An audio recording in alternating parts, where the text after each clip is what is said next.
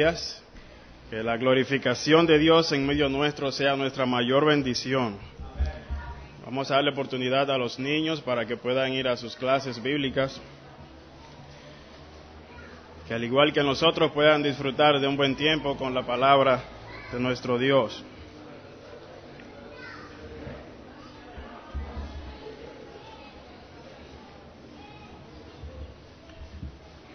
A lo largo de estos días estamos estudiando la carta de Pablo a la iglesia de Filipos y hemos estado aprendiendo sobre algunas fuentes de gozo en la cual cualquier cristiano en medio de cualquier situación puede encontrar la clave para gozarse.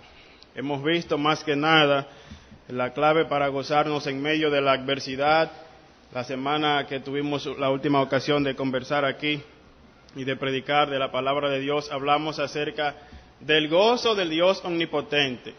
Hablamos acerca de cómo nosotros podemos administrar nuestros sufrimientos para la bendición del pueblo de Dios, para la expansión del Evangelio en este mundo. Habíamos hablado de que podemos gozarnos en la omnipotencia de nuestro Dios porque Él puede colmar el mal en bien. Podemos gozarnos también en su omnipotencia porque Él puede y hace aclarar nuestra justicia como del mediodía, aun cuando nuestra situación parezca que está siendo observada bajo un lente oscuro y somos muchas veces cuestionada nuestra reputación, podemos estar tranquilos de que Dios va a vindicar a sus siervos, así como lo hizo con José, recuerden, y como lo hizo también con Job, ocurrió aquí en esta carta con la vida de Pablo, y los resultados de su encarcelamiento fueron tales que en el pretorio se hizo notorio que él estaba allí preso por la causa de Cristo y no por un crimen. Y se hizo también un resultado muy bueno de que los hermanos que habían tenido miedo por causa de que Pablo fue encarcelado, al ver los resultados de esto, ellos tomaron ánimo en el Señor. En esta mañana vamos a abordar los versículos desde el 15 hasta el 26, si el Señor así en su gracia nos permite. Les invito a abrir sus Biblias en Filipenses capítulo 1, versos 15 hasta el 26.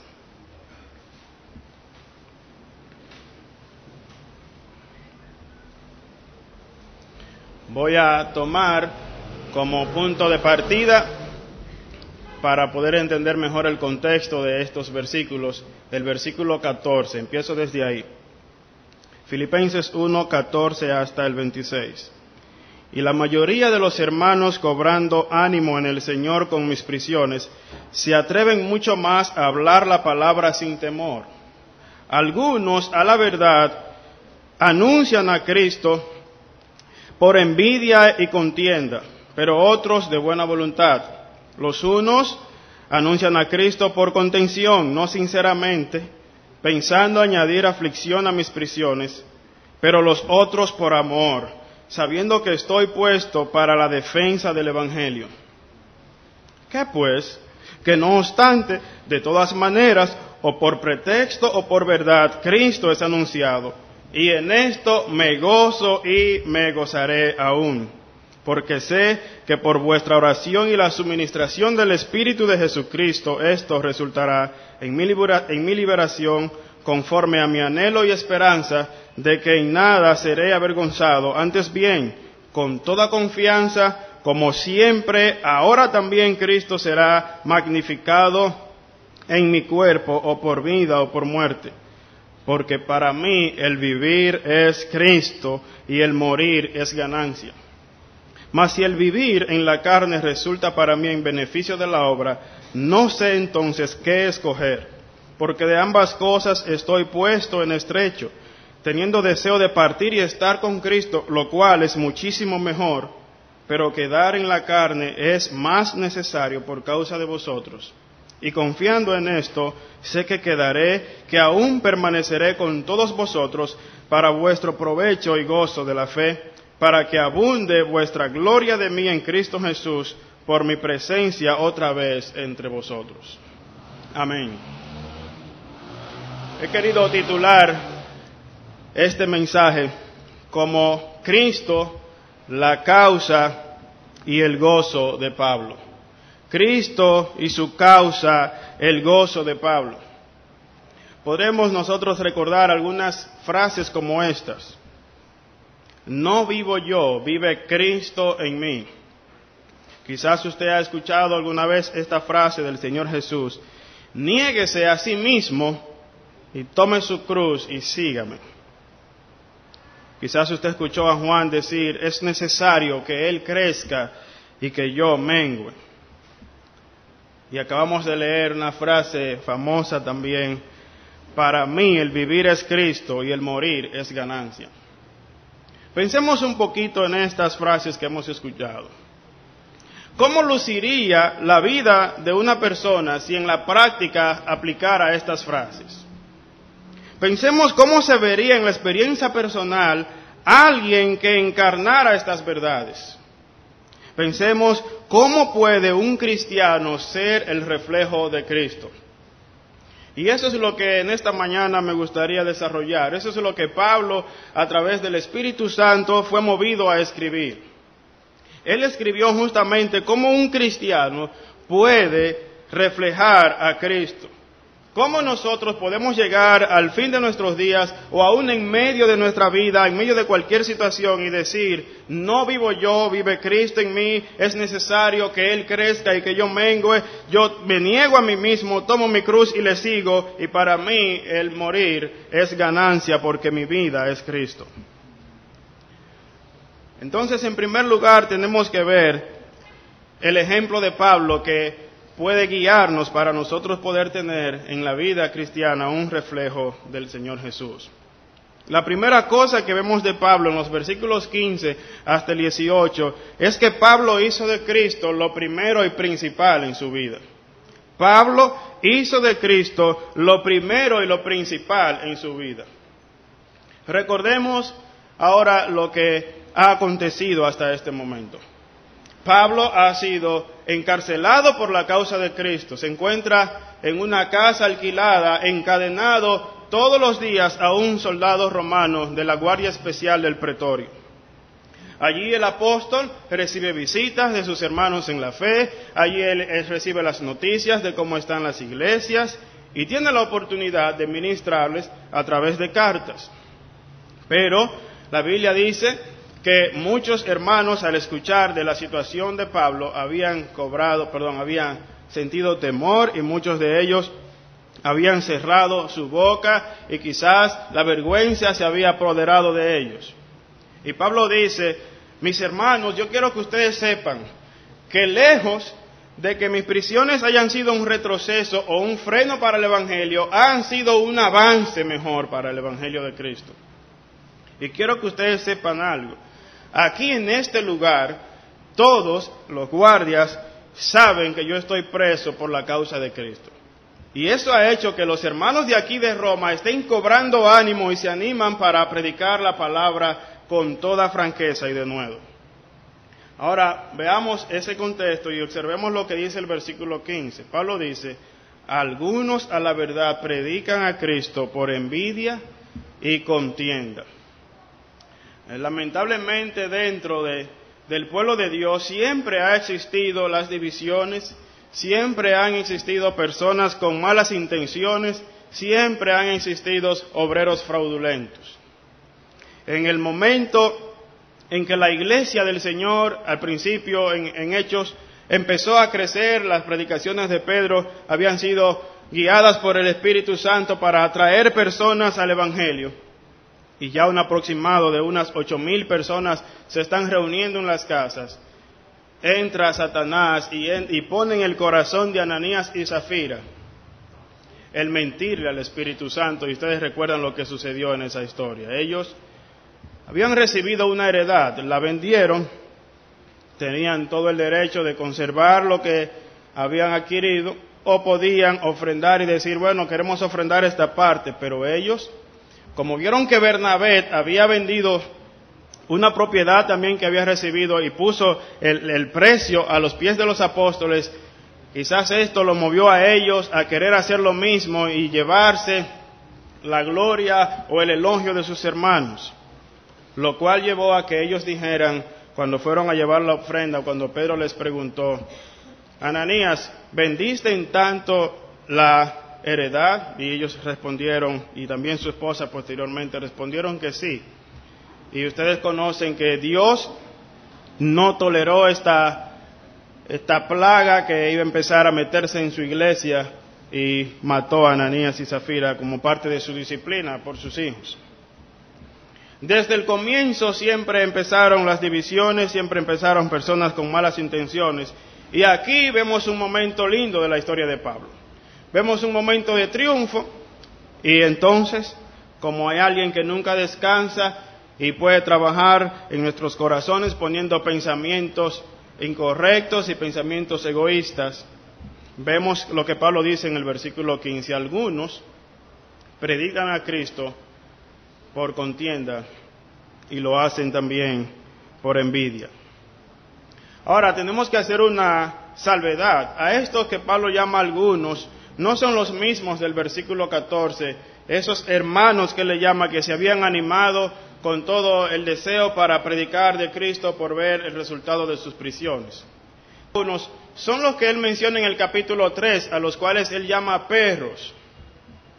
Aquellos judaizantes que estaban agregando a la obra de Cristo el hecho de que tenían que guardar la ley para poder ser salvos. Estos de los que Pablo tampoco son aquellos que en los Gálatas se introdujeron. Y entonces ellos empezaron a decir que la obra de Jesús no era suficiente, sino que tenían que agregar más cosas. Las personas de las que Pablo habla aquí, dice, fíjese el mensaje que predican. ¿Predican a quién? A Cristo. O sea que su mensaje no está incorrecto. Lo que ellos están comunicando no es el problema. El problema, como bien Pablo menciona aquí, es la intención con la cual lo están comunicando.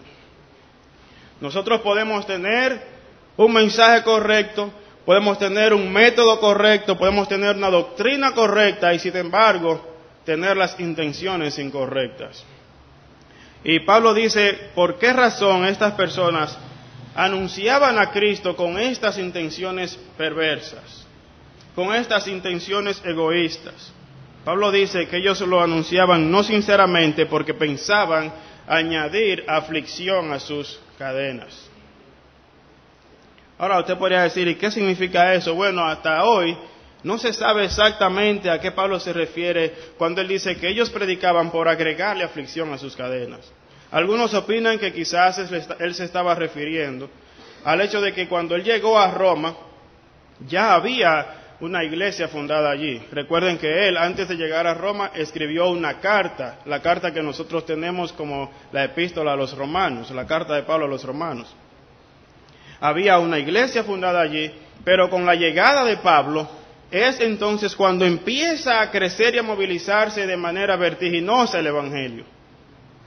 Y algunos, es muy probable que piensan los estudiosos, algunos tenían envidia de eso, de que Pablo fuera la persona que estaba moviendo el movimiento evangélico, el movimiento cristiano, aquel que llevaba la delantera en eso.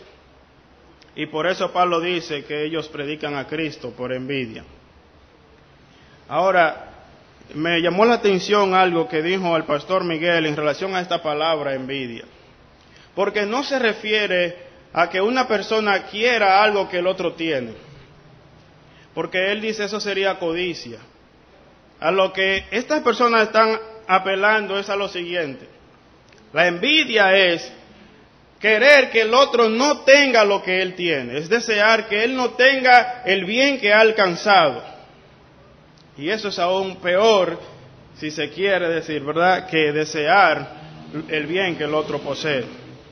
Así que ellos quizás, esta fue la situación que los estaba moviendo, y por eso Pablo dice que ellos predicaban a Cristo por envidia y con el fin de agregar dolor a sus prisiones.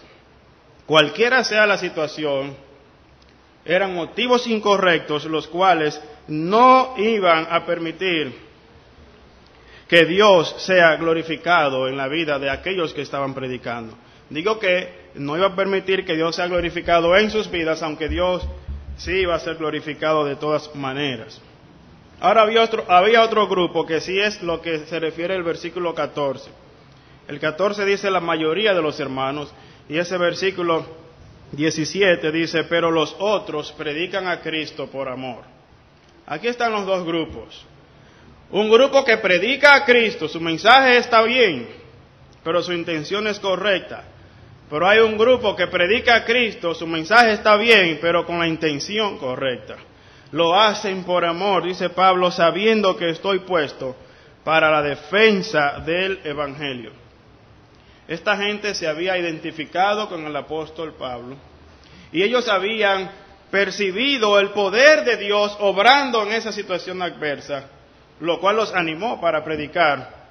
Y entonces ellos estaban entregados a la obra de Dios, como quien estaba diciendo, Pablo puede que esté preso, pero nosotros vamos a seguir con la obra del Señor. Nosotros vamos a echar adelante el Evangelio de nuestro Señor Jesucristo. Su motivación era amor por el Señor Jesús y amor por el siervo de Jesús, que era en este caso el apóstol Pablo. Algunas cositas para pensar de estos dos grupos.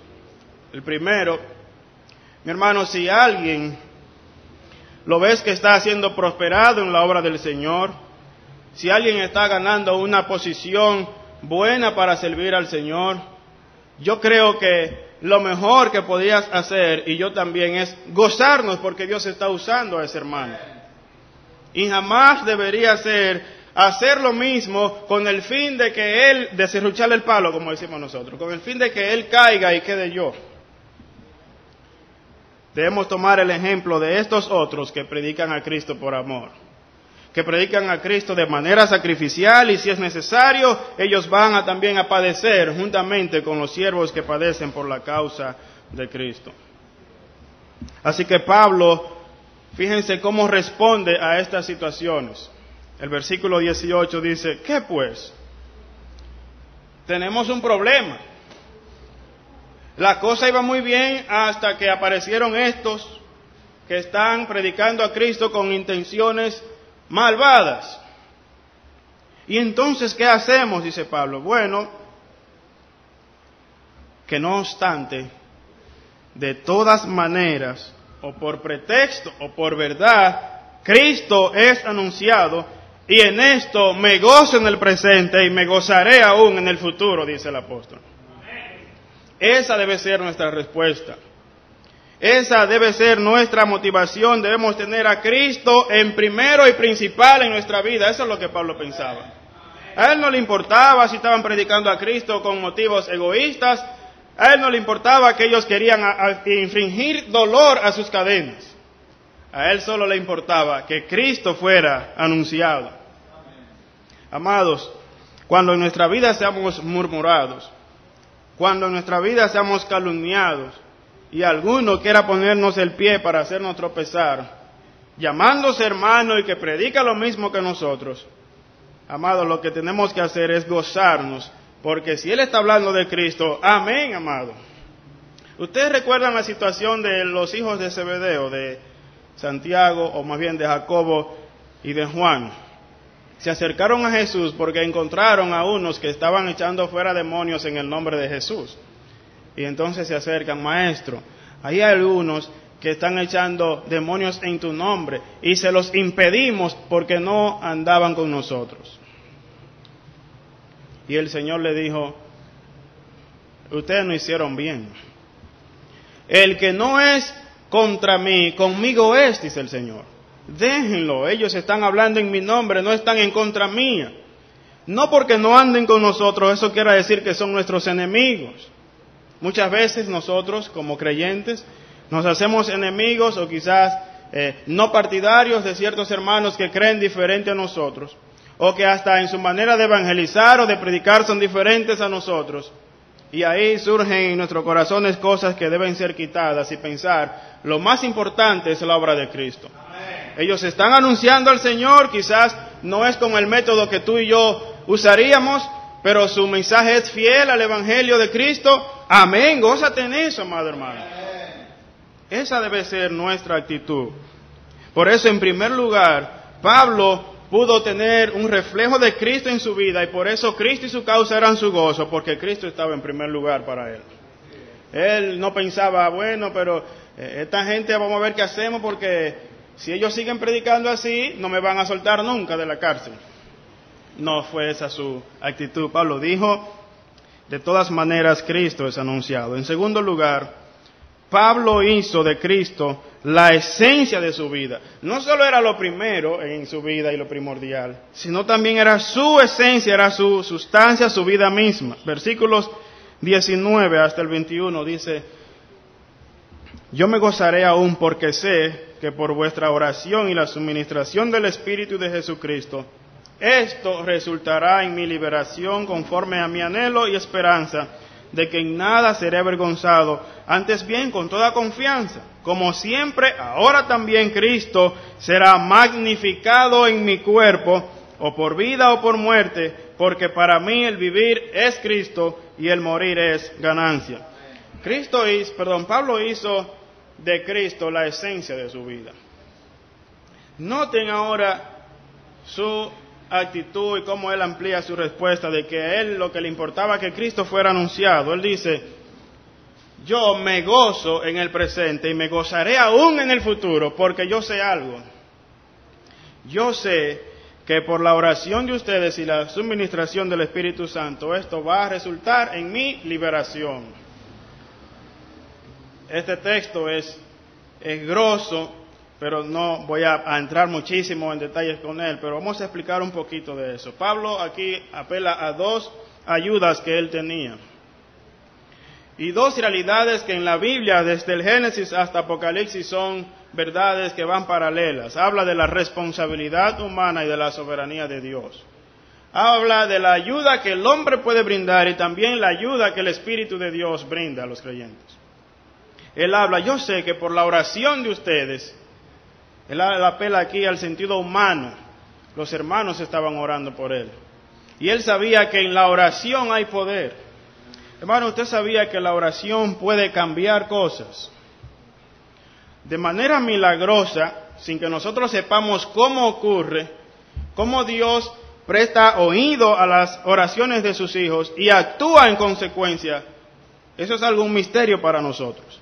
Dios es todopoderoso, Él puede hacer lo que Él quiera. Y alguien dijo: pero si Dios de todas maneras va a hacer lo que Él quiera, ¿por qué yo voy a orar? Y yo le digo: por esa razón voy a orar, porque Él puede hacer lo que Él quiera. Si Él no pudiera hacer lo que Él quiera, entonces ¿para qué oro? Pablo dice: yo estoy confiado, mis amados, que ustedes oran por mí, porque el Espíritu Santo de Jesucristo también está obrando, y esto va a resultar en mi liberación. Bueno, la palabra liberación aquí, en el texto griego, es la palabra soterion, que tiene que ver con salvación. Y esta palabra puede aplicarse en dos sentidos. Puede hablar de una liberación física y también de una liberación espiritual, en relación a la salvación que hemos recibido del Señor nuestro Salvador Jesucristo. Que dicho sea de paso, esa salvación tiene esas dos vertientes. Nosotros hemos sido redimidos del pecado, nuestra alma ha sido rescatada, hemos sido salvados, pero también nuestro cuerpo ha sido, porque somos un ser completo con alma y con cuerpo. También nuestro cuerpo, el día de la redención, cuando Cristo venga, va a ser llevado y transformado. Así que el apóstol está diciendo: yo sé que esto, y esa palabra esto, se está refiriendo a todo lo que le ha acontecido desde el día que él fue a Jerusalén, que lo agarraron preso, que lo enjuiciaron y pasaron años postergando el juicio y la liberación de él, hasta que él tuvo que apelar al César y tuvo que irse en un viaje que lo llevaron preso allí, y donde él padeció el martirio, donde fue llevado a la cárcel. Todo esto que hemos dicho hasta ahora, Pablo dice: yo sé que esto, inclusive hasta esos hermanos que están predicando a Cristo por añadirme aflicción, yo sé que eso va a resultar en mi beneficio espiritual, como la salvación que Dios me ha dado. Él dice: puede que resulte en mi liberación física, que salga de la cárcel. Él estaba seguro de eso. Yo no lo sé cómo, quizás el Espíritu Santo le habría revelado de alguna manera que él iba a ser libertado. Como tal, así sucedió. La historia confirma que Pablo salió de la prisión un breve tiempo, y quizás algunos creen por las epístolas pastorales que él llegó a visitar a estos amados hermanos de Filipos. Pero también él estaba diciendo, yo sé que esto va a resultar en mi salvación, es decir, en las glorias eternas. Yo sé que todo esto va a redundar, va a ser para beneficio de la gloria de Jesucristo cuando yo pueda presentar frutos dignos del Señor. Pablo hizo de su vida, que hizo de Cristo su esencia de vida, mejor dicho. Ahora él dice que él estaba confiado de eso, confiando y conforme al anhelo y esperanza de que él no sería avergonzado en nada, sino que antes, dice él, antes bien, con toda confianza. Miren el contraste allí, confianza y avergonzado. Miren el contraste entre la palabra nada seré y toda confianza. Dice, como siempre también, ahora Cristo será magnificado. Esa era la pasión de Pablo. Cristo era su vida. Cristo era su respirar. Cristo era su alimentación. Cristo era su tema de conversación. Cristo era su dormir y su levantarse. Cristo era su vida y su muerte. Si era por Cristo era mejor, decía. Fíjense que él dice entonces, yo sé que ahora Cristo va a ser magnificado en mí, o por vida o por muerte. Y siempre se plantea el mismo asunto. Pero ven acá, y Cristo no es lo grande que se puede llegar a ser. ¿Acaso Él puede ser más grande? Obviamente no. Cristo tiene una grandeza absoluta. Nosotros no podemos añadirle grandeza a la que Él tiene. Pero en un sentido, en el sentido de que las personas puedan ver a Cristo más grande en nuestra vida y a nosotros más pequeños. Eso es lo que Juan decía. Y a esto es lo que Pablo se refiere. Él dice, yo sé y tengo la confianza de que en esta situación, por vida o por muerte, Cristo va a ser agrandado en mí. Las personas van a ver más de Cristo y menos de mí. A propósito, amado hermano y hermana, ¿es esta tu manera de pensar? ¿Es este tu sentir de vida? ¿Es esta tu motivación? Que no importa si vives o mueres, tu interés único es que Cristo sea visto en tu vida. Ustedes saben una cosa, que cuando padecemos es la oportunidad que Dios nos da para que las personas puedan ver a Cristo en nosotros. A C.S. Lewis le preguntaron, ¿y por qué los justos sufren? ¿Por qué los cristianos sufren? Y él les dice, ¿y por qué no? Ellos son los únicos que tienen el poder sobrenatural para soportarlo. Nosotros hemos sido revestidos del poder de Cristo, amado hermano. Y cualquier situación la podemos enfrentar con su poder para que Él sea visto en nosotros y sea el medio y un canal para que otros puedan llegar al conocimiento de la verdad. Ahora Pablo dice, terminando esta sección, Cristo será magnificado en mi cuerpo por vida o por muerte, porque para mí el vivir es Cristo. Su vida era Cristo. Si él tenía que salir a una iglesia, a hacer un nuevo viaje misionero, lo hacía porque su vida era Cristo. Él no pensó cuando fue a una de esas ciudades y allí lo agarraron, le azotaron, como en este caso de la ciudad de Filipos, le metieron preso. Él no pensaba en los golpes. Él no pensaba en cuando lo agarraron en Corinto, antes de llegar a Corinto, y lo apedrearon, hicieron una lápida de piedra de él y lo dejaron como muerto. Él no pensaba en que podía morir en el intento. Y cuando usted lee su historial y su currículum en 2 Corintios, cuando él habla de que él ha estado en prisiones, en cárceles, en azotes, en naufragios, en peligros de las calles, de lo de mi nación y de todo, Pablo no le daba mente a nada de eso porque su vida era Cristo. Amado, ¿qué cosas nos afligen en nuestra vida y atraen nuestro pensamiento al punto tal que dejamos de enfocarnos en Cristo? ¿Qué cosas en nuestra vida hacen un estorbo tal? ¿Qué aflicción? ¿Qué enfermedad? ¿Qué calumnia? ¿Qué situación de desempleo? ¿Qué situación de infidelidad o de traición puede hacer que nosotros seamos apartados de la misericordia de Dios con el fin de que no podamos reflejarle en nuestra vida? Si esas cosas llegan, tenemos que recordar que nosotros hemos sido comprados por precio y debemos glorificar a Dios en nuestro cuerpo y en nuestro espíritu, los cuales son de Dios. Yo creo que eso era lo que Pablo entendía, porque cuando él fue alcanzado por Dios, camino a Damasco, el apóstol Pablo entregó su vida a Cristo. Él dijo: Señor, ¿qué quieres que yo haga? Y desde ese momento él se convirtió en un esclavo de Jesús. Ya su vida él se la había entregado a Cristo. Por eso a él no le daba mucha mente en que ahora su cuerpo también, si tenía que entregarlo, lo entregaría por la obra del Señor. Porque él había entregado su vida al Señor. Amado, ¿le has entregado tu vida a Cristo? Si estás aquí, tu vida no le pertenece a Él, te digo que estás en un grave peligro. Y estás en muy malas manos, porque si no estás en las manos de Cristo, estás siendo operado, dice la Biblia, gobernado por el príncipe de la potestad del aire, que es el diablo. Esta sería una buena oportunidad para tú entregar tu vida a Cristo. Y vas a ver la bendición que es tener un buen amo como es Cristo. Un buen Salvador como es Cristo. Un amante, amigo y consejero como lo es el Espíritu Santo en aquellos que moran Él porque han creído en el Salvador. Pablo, en tercer lugar, no solamente hizo de Cristo lo primero y principal en su vida, no solamente él puso a Cristo como la esencia de su vida, sino que también Pablo puso el bienestar y el provecho del pueblo de Cristo antes que su propio bienestar y provecho. Leamos lo que dicen los versículos 22 hasta el 26. Mas si el vivir en la carne resulta para mí en beneficio de la obra, no sé entonces qué escoger.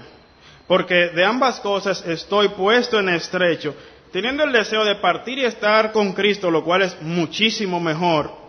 Pero quedar en la carne es más necesario por causa de vosotros.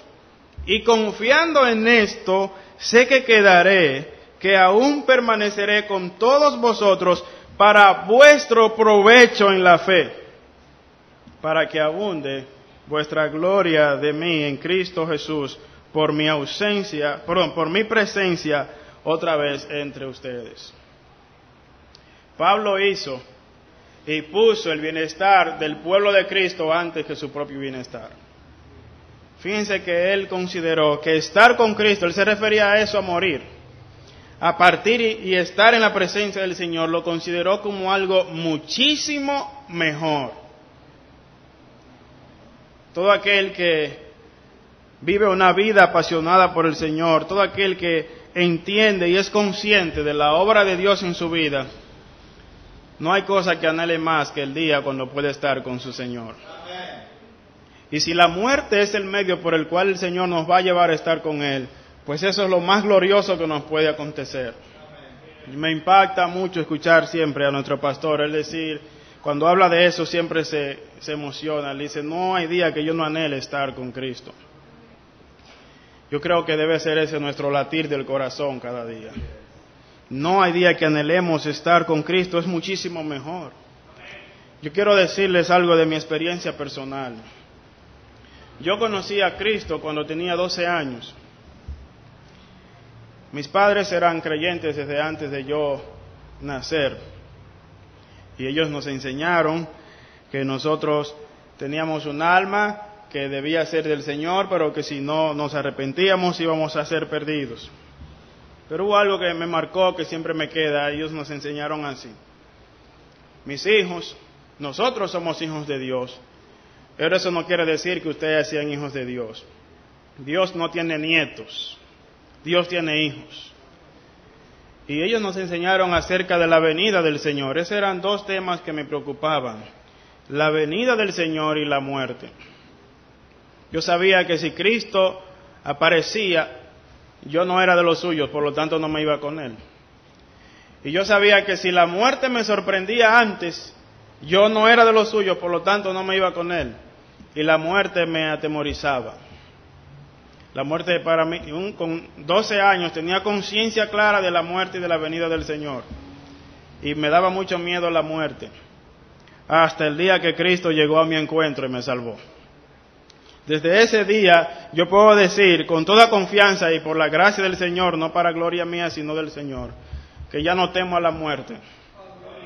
Yo no me preocupo si me subo en un avión, si se cae, si la guagua se tralla, si el motor se tralla. Yo no tengo problema con eso. Ni siquiera tengo en mente de qué manera voy a morir, qué cosa que le preocupa mucho a la gente. No temo a la muerte, porque la Biblia dice que, por tanto, como los hijos participaron de carne y sangre, el Señor también participó de lo mismo para deshacer y quitar al que tenía el poder de la muerte, esto es al diablo, y librar a los que estaban durante toda la vida sujetos a servidumbre a voluntad del diablo. Nosotros hemos sido quitados del temor de la muerte porque Cristo murió por nosotros. Todo creyente, amado hermano, la muerte para él es el paso para llegar a la casa. Nosotros no somos de aquí, la Biblia dice que nuestra ciudadanía, en Filipenses 3:20, está en los cielos. Y si la muerte es el medio que Dios quiere utilizar para llevarnos a casa, pues que venga la muerte, porque deseamos estar con el Señor. Ahora, si usted se encuentra en este estrecho que estaba Pablo, de decir, bueno, yo no sé qué escoger, porque estoy entre dos posibilidades. Partir y estar con Cristo es mi sueño dorado, pero yo por causa de mis hermanos veo que ellos necesitan que yo quede. Amado, este es el corazón de Pablo. Él no está anteponiendo su bienestar. Él decía, eso es lo mejor, ojalá me pase ahora mismo. Pero yo quiero que ustedes sepan, hermanos, dice Pablo, que yo quiero quedar para su beneficio en la fe. Yo quiero quedar para ser un motivo de su gozo. Yo quiero que puedan aprovechar cada día y crecer más en la fe de nuestro Señor y Salvador. Cuando yo veo estas tres cosas de Pablo, me acuerdo de los dos principales mandamientos. Amarás al Señor tu Dios de todo tu corazón, de toda tu alma, con todas tus fuerzas, y amarás a tu prójimo como a ti mismo. Pablo amaba al Señor con todo su corazón, alma y mente, lo demostró.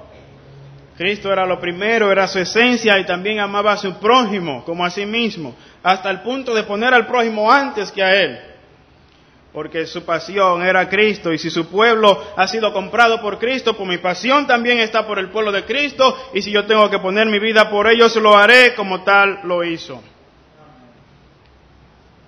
Quiera el Señor, ese sea nuestro sentir también, amados. Que podamos poner el bienestar de nuestro hermano antes que el nuestro.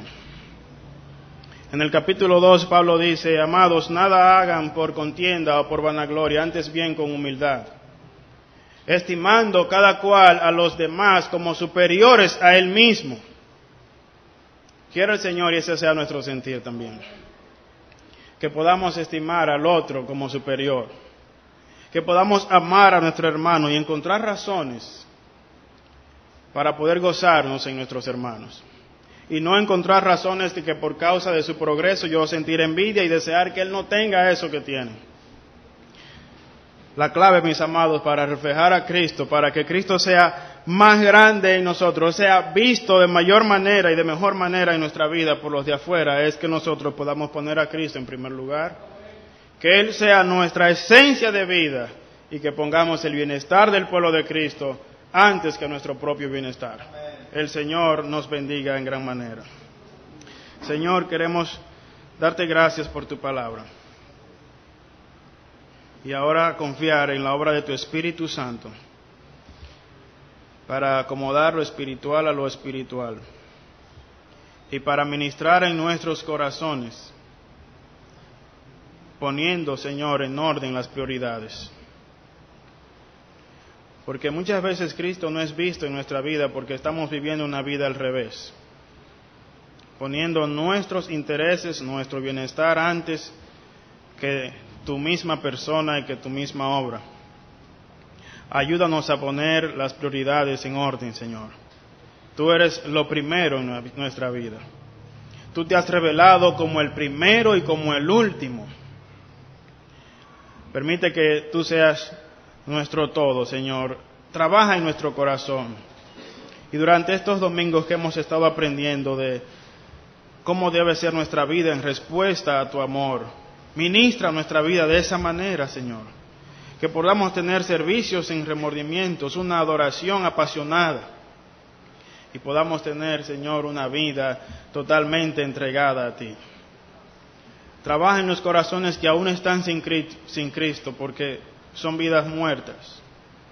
Son personas que caminan nomás en el mundo sin sentido. Si aquí hay alguien así, Señor, que tu Espíritu Santo no le deje tranquilo, sino que trabaje en su corazón para que él pueda ver la luz de Jesucristo y pueda alcanzar la salvación. Te agradecemos en el nombre de Jesús. Amén.